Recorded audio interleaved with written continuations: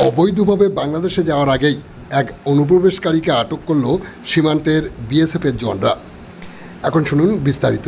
গতকাল সন্ধ্যার পর অবৈধভাবে এদেশ থেকে বাংলাদেশে অবৈধভাবে যাওয়ার সময় তালালী সীমান্তের কর্তব্যরত বিএসএফের জওয়ানরা এক ব্যক্তিকে আটক করে। জিজ্ঞাসাবাদের পর শোকনগর থানার পুলিশের হাতে তুলে দেয় গতকাল রাত্রে ওই আটককৃত ব্যক্তিকে বিএসএফের জওয়ানরা। পুলিশ তাকে গ্রেপ্তার করে আজ 10ই জুন সকালে পরবর্তী আইনি পদক্ষেপ গ্রহণ করার জন্য বসিরহাট মহকুমা আদালতে পাঠায়। পুলিশ সূত্রে জানা যায়, গ্রেপ্তার হওয়া ওই অনুপ্রবেশকারীর নাম মতিয়ার রহমান। তার বাড়ি বাংলাদেশের কক্সবাজার এলাকায়। আপনারা দেখছেন সেই বিশেষ মুহূর্তের ধারণকৃত ভিডিও চিত্র আজকের স্বরূপনগরের ক্যামেরায়। আমাদের সাথে থাকুন আর পরবর্তী আপডেট পেতে চ্যানেলটি সাবস্ক্রাইব করে সাথে থাকুন।